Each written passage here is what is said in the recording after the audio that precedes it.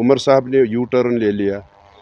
जो 370 की वो बात कर रहे थे, तो आज उन्होंने कहा कि हमें कोई उम्मीद नहीं है बीजेपी सरकार से कि वो ये वापस को ये लगा कि शायद नेशनल कॉन्फ्रेंस एक ऐसी पार्टी है जो हमें मुस्तहकम सरकार दे सकती है, और उन्होंने उसके हक में वोट दिया। हरीफ था, सियासी हरीफ यहाँ अब्दुर्रहीम राथर साहब,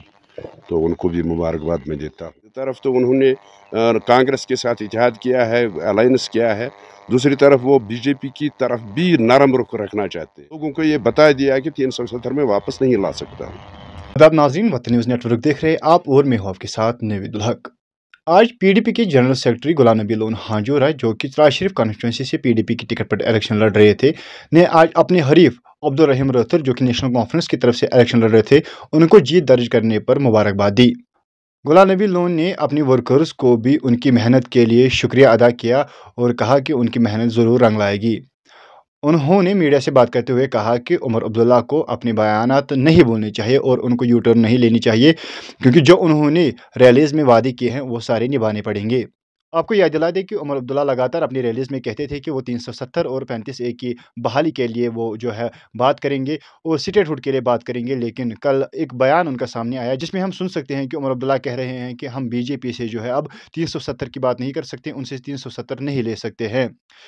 उसकी बयान पर जो है कई कुछ लीडरान ने जो है को निशाना बनाया और कहा कि उमर अब्दुल्ला को जो है अपनी बातों पे कायम रहना चाहिए और लगातार 370 की 35A की बहाली के लिए बात करनी चाहिए और स्टेटहुड की जो है सबसे पहली बात करनी चाहिए जब भी असेंबली बात हो जाएगी। मजीद क्या कुछ गुलाम नबी लोन हांजोरा ने कहा, चलिए देखें इस रिपोर्ट में। आपको एक बात बताऊंगा कि पहली जीत तो ये जमहूरियत की जीत है, जो 10 साल के बाद ये इलेक्शन हुआ है,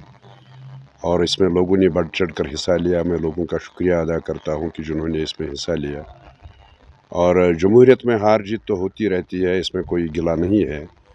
हमने काफ़ी कोशिश की, मैंने भी मेहनत की, मेरे वर्कर्स ने बहुत मेहनत की इसमें, और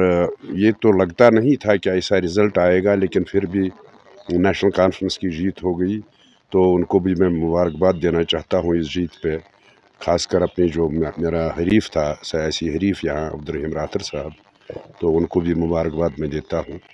और मैं यही कहूँगा कि आज लोगों ने जो हिस्सा लिया इस इलेक्शन में, उससे ये साबित हो गया कि यहाँ के लोग तंग आ चुके थे। जो पिछले 10 साल में, पिछले 5-6 साल में यहाँ हालात हुए, ख़ासकर 5 अगस्त 2019 के बाद जो जुल्म सितम यहाँ हुआ, जो यहाँ बेरोज़गारी बढ़ गई, महंगाई हुई, तो उसके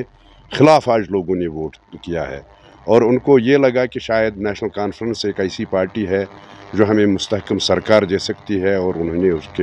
हक में वोट दिया। तो नेशनल कॉन्फ्रेंस की सरकार बनेगी और हमें कुछ सहूलियत मिलेगी। जो उन्होंने मंशूर में, मैं यही उम्मीद करूँगा कि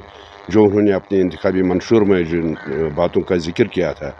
वो उस पर पूरा उतरेंगे और यहाँ के लोगों को राहत महसूस होगी। अब जब देखिए,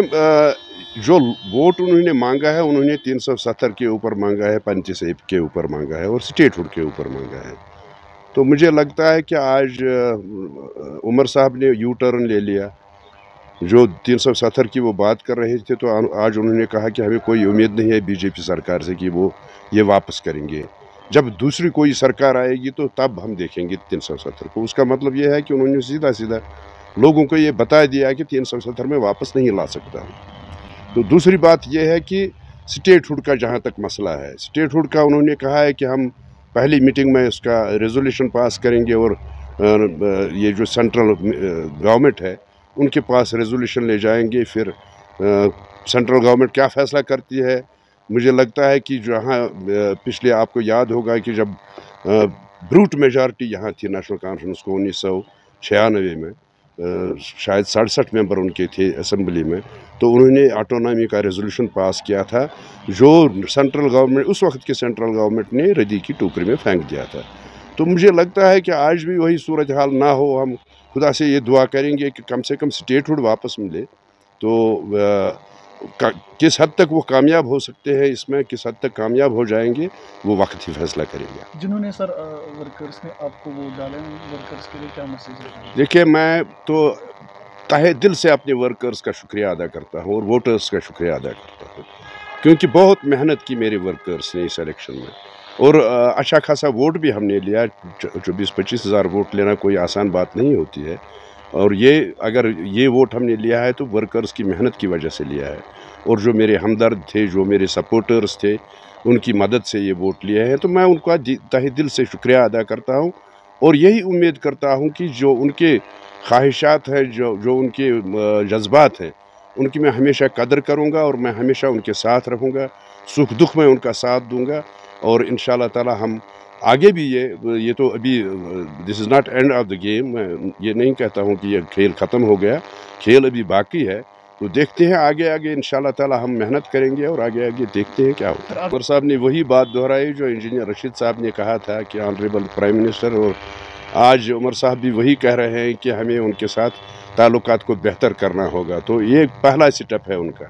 کیونکہ میں یہ کہنا چاہتا ہوں کہ نیشنل کانفرنس پہ لوگوں نے یہاں بھروسہ کیا، انہوں نے ان کو ووٹ دیا، اور ان کی سرکار بننے جا رہی ہے،